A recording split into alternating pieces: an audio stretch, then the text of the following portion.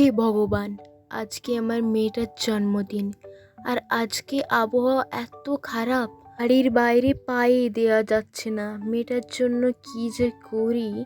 তার একটু পরেই রাবেয়া আসে তার মায়ের কাছে। মায়ের কাছে এসে সে চুপটি করে বসে পড়ে। কিরে রাবু, তোর পড়াশোনা নেই? তোকে যে বললাম বইগুলো নিয়ে বসতে, পড়াশোনা না করলে কি করে হবে? তুই আবার চলে এলি। আমি তো অনেকক্ষণ পড়েছি মা, আজ আমার জন্মদিন না, আজকে আমার অনেক খাবার খেতে ইচ্ছে করছে। আর আমার বিশেষ করে খেতে মন যাচ্ছে ওই যে জমিদার বাড়িতে খাইয়েছিল ফ্রাইড রাইস, ওটাই আমার জন্মদিনে খেতে চাইছি। ওসব আমি কি করে বানাবো মা? আজকে আমি তোর জন্য গরম গরম খিচুড়ি করে দেব, আর তোর পছন্দের পায়েস হবে তো? ওসব দামি দামি জিনিস আমাদের গরিবের বাড়িতে কিভাবে হবে মা? ওরা জমিদার, ওরা বড় লোক, ওরা করতেই পারে, তবে আমরা কিভাবে খাওয়াবো তোকে? ঠিক আছে, আমার জন্য কিচ্ছু করতে হবে না, আমাকে তো তোমরা ডাস্টবিন থেকে কুড়িয়ে পেয়েছিলে, তাই না মা? একটু পরেই রাবেয়ার বাবা রাতুল বাড়িতে আসে। এই যে শোনো, রাবু বলছে ফ্রাইড রাইস খাবো, আর আমি যখন ওকে বললাম না আমরা কিভাবে করব, তখন ও খুব কষ্ট পেয়েছে। তুমি একটু ব্যবস্থা করতে পারো কি না দেখো না। মেয়েটার খাবার খুব শখ, আজকে ওর জন্মদিন, সেই আশাটাও আমরা কি পূরণ করতে পারবো না ওর?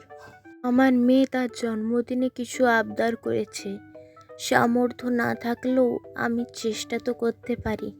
যাই, দেখি কি করা যায়।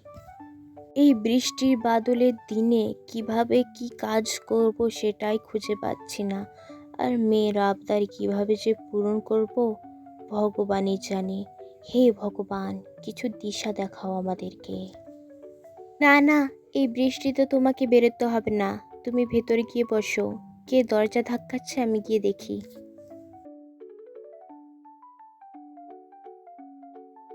মা, মারে, এই বাদল বৃষ্টিতে কোথায় যাব আমি? আমার যে কেউ নেই, আমাকে একটু ঠাঁই দে মা। বৃষ্টি থামলে আমি চলে যাব, একটু জায়গা দিবি? 3 দিন ধরে পেটে কিছু পড়েনি, এই বর্ষার দিনে বুড়ো মানুষ কি কাজ করব? আমার মতো এই হতভাগা বুড়িকে কেউ কাজে নিতেই চায় না যে। আরে বুড়িমা, তুমি তো পুরো ভিজেই আছো, জলদি ভেতরে এসো, নইলে যে ঠান্ডা লেগে জ্বর আসবে। তুমি এখানে বসো বুড়িমা, আমাদের এই ছোট্ট ঘরে যেটুকুন জায়গা হয় সেখানেই তোমাকে জায়গা দেব। আজকে আমার মেয়ের জন্মদিন, আমি ওর জন্য পায়েস রান্না করেছি, আমি নিয়ে আসছি, তুমি বসো। রাবু, আয় রাবু, এদিকে আয় তো, এখানে বুড়িমার কাছে একটু বস তো, আমি বুড়িমার জন্য একটু পায়েস আনি, এখানে বস।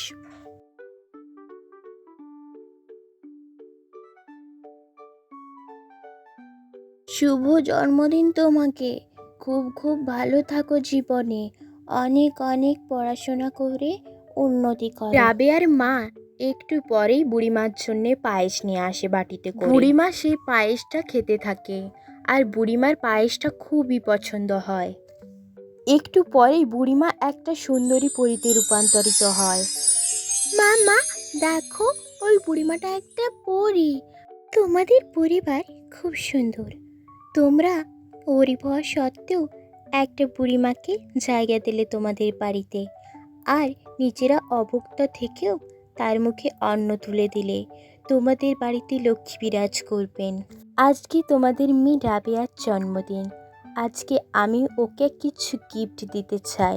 রাবেয়া, তোমার না খুব ফ্রায়েড রাইস খাওয়ার শখ হয়েছিল, আমি তোমাকে ফ্রায়েড রাইস আর এই নতুন শাড়িটা গিফট করলাম। এই ফ্রায়েড রাইসে তুমি তোমার পাড়ার সব বন্ধুদেরকে নিমন্ত্রণ করে খাওয়াতে পারবে। কিছুদিনের মধ্যেই তোমাদের খুব উন্নতি আসবে জীবনে, আমাকে এবার বিদায় নিতে হবে। এই বলে পরী চলে যায়।